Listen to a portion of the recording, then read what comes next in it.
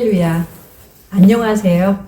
오늘은 예수님의 공중재림전에 나타날 적 그리스도 출현, 전쟁, 지진과 기근, 다음 네 번째로 등장하는 징조에 관하여 하나님의 말씀을 살펴보겠습니다. 한글 개역 성경 마태복음 24장 7절을 보면 영어 흠정역에 기록된 온역 또는 역병이라는 징조가 기록되지 않은 것을 알 수가 있습니다. 마태복음 24장 7절. 민족이 민족을, 나라가 나라를 대적하여 일어나겠고 처처에 기근과 지진이 있으리니 이 모든 것이 재난의 시작이니라. 한글 개역 성경의 기록과는 달리 킹제임스 계열의 번역들을 포함한 영어 성경 중 20종 이상의 번역본에는 같은 구절에 역병이 기록되어 있습니다. 이제 한글 킹제임스 흠정역을 보도록 하겠습니다. 마태복음 24장 7절. 민족이 민족을, 왕국이 왕국을 대적하여 일어나고 곳곳에 기근과 역병과 지진이 있으리니. 누가복음에는 재림의 때의 징조를 알려주신 말씀을 기록할 때 처처에 큰 지진과 기근에 이어서 온역, 즉 역병이 있을 것이라고 기록하였습니다. 누가복음 21절, 11절. 처처에 큰 지진과 기근과 온역이 있겠고 또 무서운 일과 하늘로서 큰 징조들이 있으리라. 이 온역이라는 징조는 예수님께서 친히 사도 요한에게 알려주신 것으로서 보다 더 구체적으로 나타납니다. 예수님의 재림 전에 순서대로 나타날 징조들을 알려주신 말씀에 대한 설명은 나중에 계시록의 재림의 징조들을 설명할 때 상세하게 말씀드리겠습니다. 이 재앙은 하나님께서 역사하신 사건에서 자주 등장하는데요. 하나님께서 자기 백성을 400년 동안의 노예살이에서 해방하실 때도 일어났어요. 애굽왕 바로가 그 백성을 보내기를 거절하자 야훼 하나님께서 5번째 재앙으로 애굽의 말과 나귀와 약대와 우양에게 악한 역병을 내리심으로써 모든 생축을 죽게 하셨으나 하나님의 백성의 가축은 하나도 죽지 않게 하셨어요.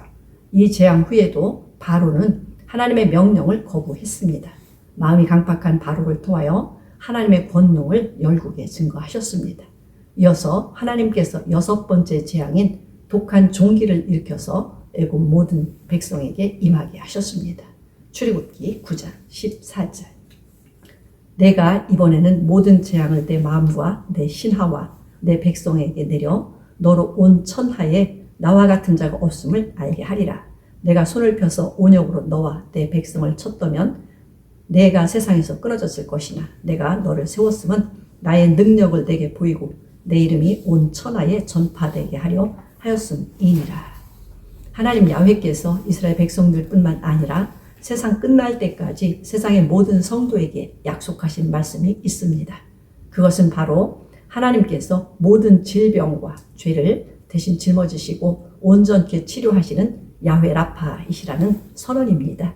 출애굽기 15장 26절. 가라사대 너희가 너희 하나님 나 야훼의 말을 청종하고 나의 보기에 의를 행하며 내 계명의 귀를 기울이며 내 모든 규례를 지키면 내가 애굽 사람에게 내린 모든 질병에 하나도 너희에게 내리지 아니하리니 나는 너희를 치료하는 야훼임이니라. 그러나 하나님의 백성일지라도 야훼 하나님을 떠나 우상 숭배를 하거나 하나님의 언약을 지키지 않았을 때는 징벌을 내리셨습니다. 그 예로 하나님의 모든 법도와 율례를 잘 지켰던 다윗이었지만 어느 날 다윗이 교만해지자 사단이 그를 충동질하도록 하나님께서 내버려 두셨습니다. 다윗은 자신의 권세와 능력을 과시하려고 군대 수를 개수하게 하였는데 하나님께서 선지자 갓을 보내 다윗을 책망하셨습니다. 역대상 21장 1절. 사단이 일어나 이스라엘을 대적하고 다윗을 격동하여 이스라엘을 계수하게 하니라. 사무엘하 24장 1절. 야훼께서 다시 이스라엘을 향하여 진노하사 저희를 치시려고 다윗을 감동시키사 가서 이스라엘과 유다의 인구를 조사하라 하신지라. 가시 다윗에게 이르러 고하여 가로되 왕의 땅에 7년 기근이 있을 것이니까 혹시 왕이 왕의 대적에게 쫓겨 석 달을 그 앞에 도망하실 것이니까 혹시 왕의 땅에 3일 동안 온역이 있을 것이니까 왕은 생각하여 보고 나를 보내신 이에게 대답하게 하소서. 이미 그 땅에는 사울과 백성들의 죄로 인하여 수년 동안 기근이 있었습니다. 책망을 받은 다윗은 하나님께 자비를 구하기로 마음을 정하고 사흘 동안 내리실 온역을 선택했습니다. 결국 은혜를 입지 못한 백성들 7만 명이 온역으로 죽임을 당했어요. 사무엘하 24장 14절. 다윗이 가세게 이르되 내가 곤경에 있도다. 야훼께서는 궁휼이 크시니 우리가 야훼의 손에 빠지고 내가 사람의 손에 빠지지 않기를 원하노라.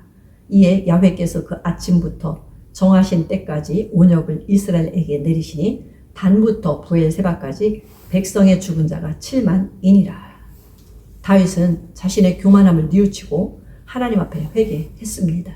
하나님께서 먼저 다윗의 마음을 아시고 예루살렘을 멸하려는 천사에게 중단할 것을 명하셨고 한없는 인자하심을 따라 다윗에게 용서의 손을 내미셨습니다. 사무엘하 24장 16절. 천사가 예루살렘을 향하여 그 손을 들어 멸하려 하더니 야훼께서 이 재앙 내리심을 뉘우치사 백성을 멸하는 천사에게 이르시되 족하다. 이제는 내 손을 거두라 하시니 때에 야훼의 사자가 여부수 사람 아리오나의 타작마당 곁에 있는지라. 다윗이 백성을 치는 천사를 보고 곧 야훼께 아뢰어 가로되 나는 범죄하였고 악을 행하였었거니와 이 약물이는 무엇을 행하였나이까. 청컨대 주의 손으로 나와 내 아비의 집을 치소서 하니라. 이날에 갓이 다윗에게 이르러 고하되 올라가서 여부수 사람 아리오나의 타작마당에서 야훼를 위하여 단을 쌓으소서 하매 다윗이 야훼에 명하신 바 갓의 말대로 올라가니라. 하나님의 인자하심은 한이 없고 또한 영원하며 하나님의 위로와 능력 역시 귀하고 놀랍다는 사실을 알 수 있는 것이 역대하 3장 1절에 기록된 말씀으로 증명됩니다. 다윗이 용서를 받기 위하여 하나님께 제사드렸던 오르난의 타작마당은 다윗의 조상 아브라함이 독생자 이삭을 번제로 바치려고 했던 모리아 산입니다. 후에 다윗의 아들 솔로몬이 하나님의 성전을 건축하여 봉헌한 그 자리입니다. 하나님께서는 하나님을 사랑하고 말씀을 순종하는 자기 백성을 치료하실 뿐만 아니라 하나님과 그분의 말씀을 버림으로써 영원한 고통을 당할 백성들에게 회개하고 돌아오라고 온역, 즉 전염병을 통해 경고하신 것입니다. 북왕국인 이스라엘과 남왕국인 유다가 우상 숭배로 인하여 멸망을 당했어요.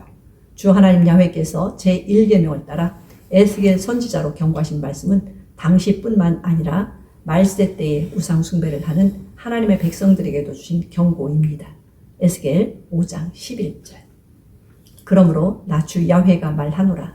내가 나의 삶을 두고 맹세하노니 내가 모든 미운 물건과 모든 가증한 일로 내 성소를 더럽혔은즉 나도 너를 아껴보지 아니하며 궁효를 베풀지 아니하고 미약하게 하리니 너의 가운데서 3분의 1은 온역으로 죽으며 기근으로 멸망할 것이요 3분의 1은 너의 사방에서 칼에 엎드러질 것이며 3분의 1은 내가 사방에 흩고 또 그들을 따라 칼을 빼리라.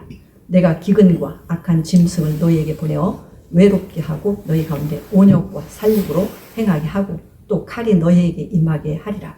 나 야훼의 말이니라. 하나님께서 주신 이 경고의 말씀은 말세 때에 하나님께서 나타내실 분명한 징조들 3가지 역시 전쟁, 기근, 온역이라는 사실을 보여줍니다. 인자하심이 무한하신 하나님께서 오래 참으시고 기다리시며 또 참으시고 기다리셨으나 마침내 분노를 쏟아 부으실 수밖에 없을 만큼 선민들이 거역한 사실을 이 재앙들이 증거하고 있습니다.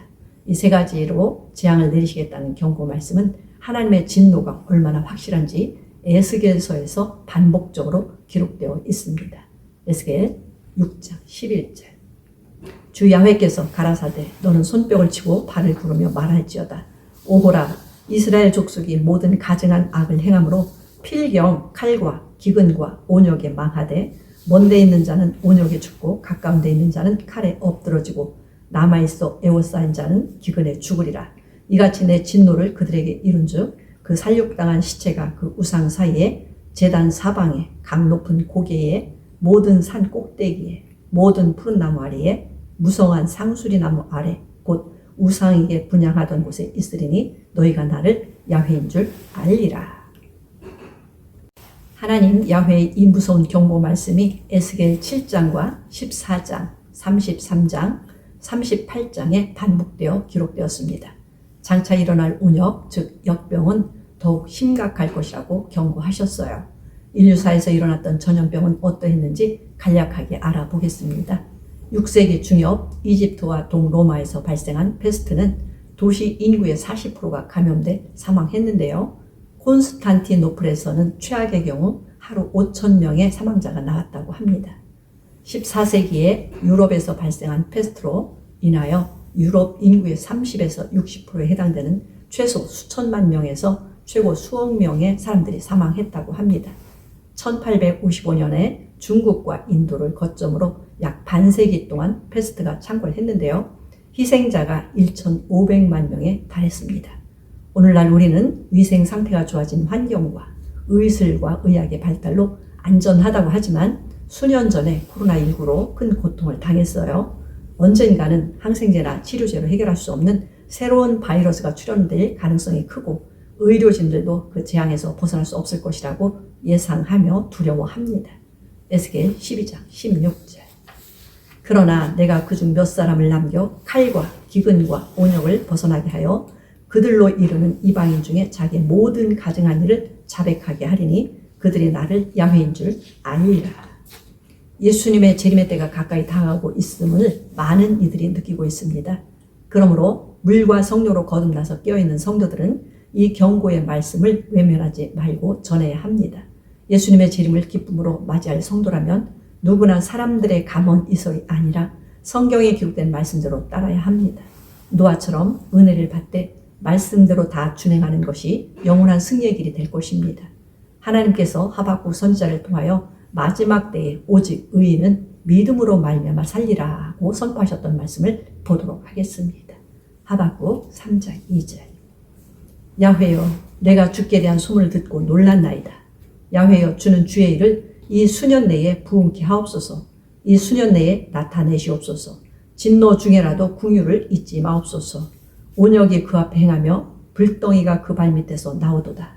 그가 서신즉 땅이 진동하며 그가 보신즉 열국이 전율하며 영원한 산이 무너지며 무궁한 작은 산이 엎드러 지나니 그 행하심이 예로부터 그러하시도다.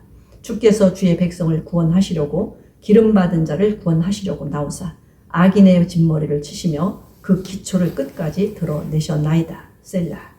비록 무화과 나무가 무성치 못하며 포도나무에 열매가 없으며 감람나무에 소출이 없으며 밭에 식물이 없으며 우리의 양이 없으며 외양간에 소가 없을지라도 나는 야훼를 인하여 즐거워하며 나의 구원의 하나님을 인하여 기뻐하리로다. 전능하시고 자비로우신 하나님께서는 극심한 기근 중에도 살아있다 과부를 보살펴 주셨어요. 한 천사의 손으로 침략자 아수르 군대의 지휘관 18만 5천 명을 하룻밤에 죽게 하심으로 히스기야와 자기 백성을 구원하셨어요.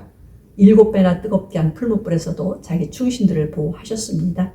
주 예수님께서 천지 만물을 지으셨고 부패로 돌아간 것들을 새롭게 하실 그 주 하나님이시라는 진리를 하늘과 땅에 선포하실 것입니다. 그리고 의인들도 그분이 나타나실 때 그분과 같은 영광의 형상으로 만물 앞에 나타나게 될 것입니다. 감사합니다.